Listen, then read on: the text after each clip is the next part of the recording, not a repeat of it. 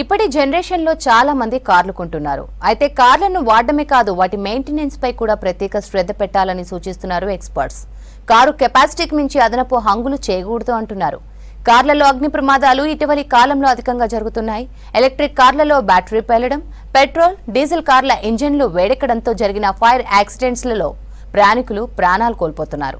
ప్రయాణికులు అప్రమత్తంగా ఉండాలని సూచిస్తున్నారు ఎక్స్పర్ట్స్.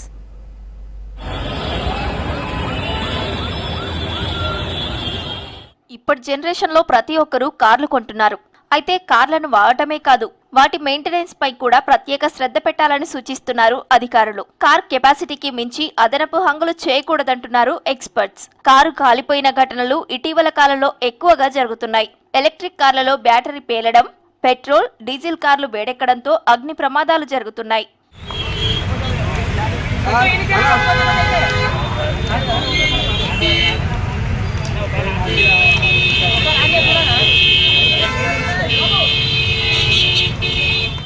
కార్లో బయటకి వస్తే మళ్లీ తిరిగి ఇంటికి వెళ్లకుండానే పలు కార్లు బూడిదవుతున్నాయి. నగరంలో వరుసగా కార్లలో మంటలు అంటుకుంటున్న ఘటనలు జరుగుతుండటంతో ప్రజల్లో భయాందోళన పెరుగుతోంది. కేబుల్ బ్రిడ్జ్ పై వెళ్తున్న కారులో మంటలు చెలరేగి కారు పూర్తిగా కాలిపోయింది. కార్లలో ప్రయాణించే సమయంలో ప్రయాణికులు అప్రమత్తంగా ఉండాలని సూచిస్తున్నారు ఎక్స్పర్ట్స్.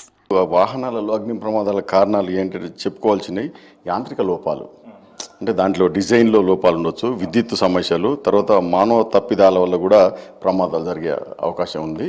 దీంట్లో మనం కొన్ని చెప్పుకోవాలంటే పూర్ మెయింటెనెన్స్, వెహికల్ కొన్న తర్వాత దాని మెయింటెనెన్స్ కూడా ఇంపార్టెంట్. టైం టు టైం దాంట్లో మెయింటెనెన్స్ చేయకపోతే కూడా ప్రమాదాలు తలెత్తే అవకాశం ఉంటుంది. తర్వాత ఎలక్ట్రికల్ ఇష్యూస్ ఉంటాయి, దాంట్లో ఎక్స్ట్రా ఫిట్టింగ్ చేయటం కానీ అవి చేస్తూ ఉంటారు వెహికల్ కొన్న తర్వాత, అదొక కారణంగా చెప్పుకోవచ్చు. తర్వాత ఫ్యూయల్ లీకేజీలు కూడా ఉంటాయి. ఫ్యూయల్ సిస్టమ్ ఏదైతే ట్యాంక్ నుంచి ఇంజన్కి ఫ్యూయల్ సప్లై అవుతుందో, సో అందులో లీకేజీలు ఉన్నా కూడా ప్రమాదానికి అదొక కారణంగా చెప్పుకోవచ్చు. తర్వాత రోడ్ యాక్సిడెంట్స్, వెహికల్ కూడా రెండు కొలిడ్ అయినప్పుడు కూడా అట్లా కూడా ప్రమాదాలు జరుగుతూ ఉంటాయి. తర్వాత ఓవర్ ఈటింగ్, సో వెహికల్ బాగా లాంగ్ జర్నీ చేయటం కానీ లేకపోతే ఎండలో పెట్టడం కానీ ఆ మూలంగా కూడా మనకు ప్రమాదాలు జరిగే అవకాశం ఉంటాయి. తర్వాత వచ్చేసి డిజైన్ క్లాస్, అంటే డిజైన్లో కూడా ఏమన్నా లోపాలు ఉంటే కూడా ఒక్కోసారి అట్లా కూడా ప్రమాదాలు జరిగే అవకాశాలు ఉంటాయి. షార్ట్ సర్క్యూట్తో ఇంజన్ వేడెక్కడం, బ్యాటరీలలో టెక్నికల్ సమస్యలు, మెకానికల్ లోపాలతో ఫైర్ యాక్సిడెంట్స్ అధికంగా జరుగుతున్నాయంటున్నారు అధికారులు. కార్లు పాతవైతే టైం టు టైం సర్వీసింగ్ చేయాలని సూచిస్తున్నారు డిఎఫ్ఓ వెంకన్న. బ్యాటరీ వేడెక్కినట్టు అనిపించినా వెంటనే కారు పార్క్ చేసి టెక్నీషియన్ ను సంప్రదించాలన్నారు. ఫైర్ సేఫ్టీ ఎక్విప్మెంట్స్ అందుబాటులో ఉంచుకోవాలని సూచిస్తున్నారు డిఎఫ్ఓ వెంకన్న. ఎండకు బాగా హీట్ అయ్యి కూడా ఇంజన్ హీట్ అయ్యి కూడా ప్రమాదం జరిగే అవకాశం ఉంటుంది. నార్మల్గా వెహికల్ వైల్ గోయింగ్ రోడ్డు మీద పోతున్నప్పుడు కూడా ప్రమాదాలు జరుగుతున్నాయి.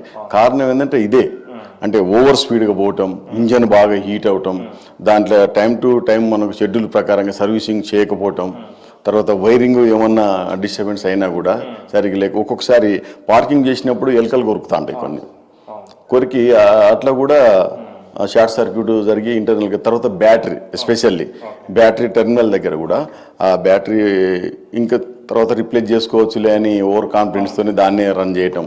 తర్వాత అక్కడ టెర్మినల్ దగ్గర ఆ క్లిప్స్ లూజ్ ఉన్నా కూడా షార్ట్ సర్క్యూట్ అయ్యే అవకాశం ఉంటుంది.